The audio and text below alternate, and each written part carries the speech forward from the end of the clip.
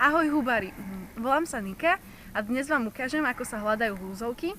Konkrétne sa jedná o hľuzovku letnú, ktorá je na Slovensku zákonom chránená, ale vo Francúzsku sú hľuzovky považované za delikatesy, ktoré tam hľadajú pomocou vycvičených psov.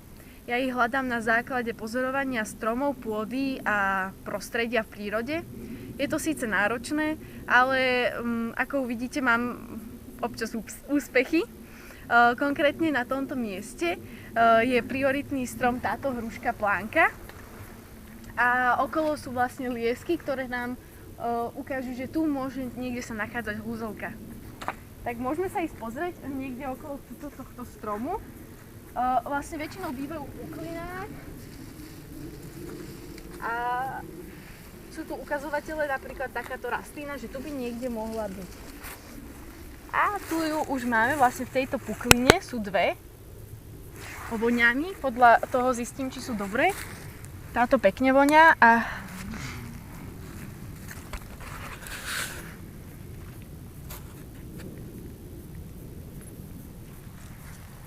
táto druhá, no tá už asi nebude dobrá.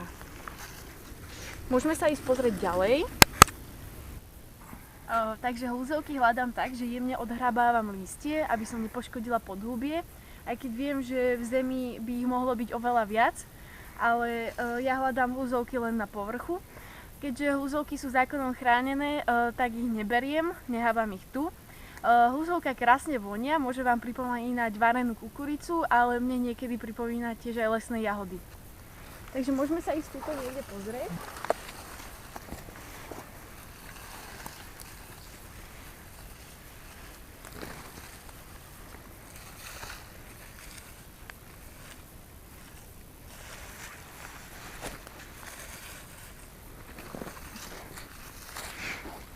Tak tu už máme prvú hľuzovku.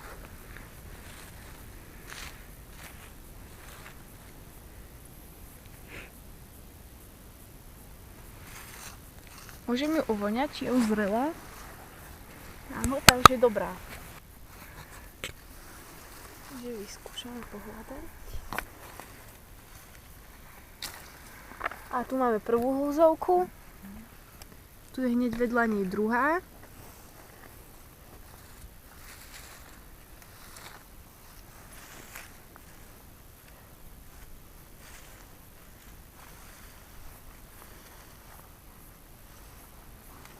Tu je tretia.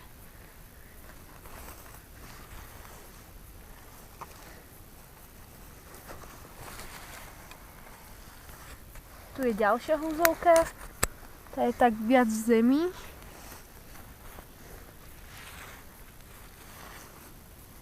A tu je krásna veľká.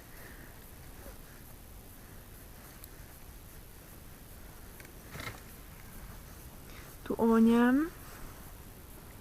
Tá je dobrá.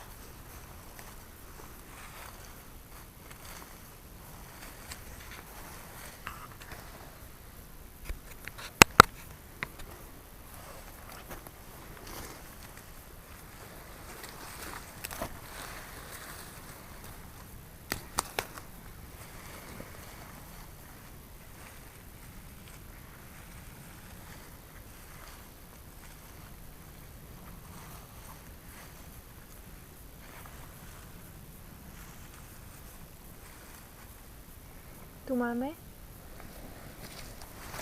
ďalšiu hľuzovku.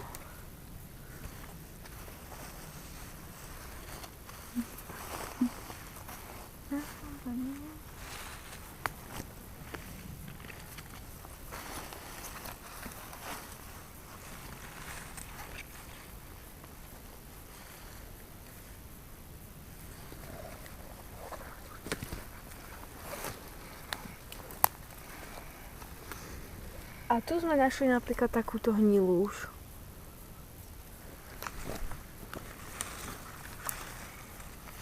Tu je taká veľká. A tu je tiež ďalšia.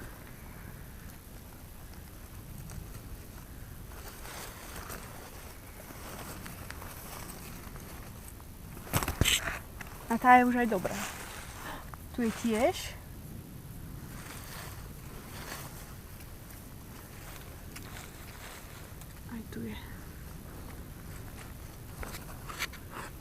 Takto vlastne húzovka vyzerá v reze.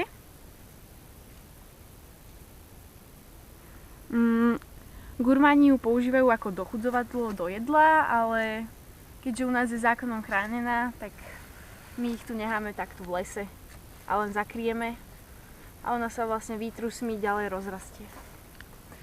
Prajem vám tiež veľa šťastia v hľadaní hľuzoviek, nie je to až také ťažké, ako si myslíte.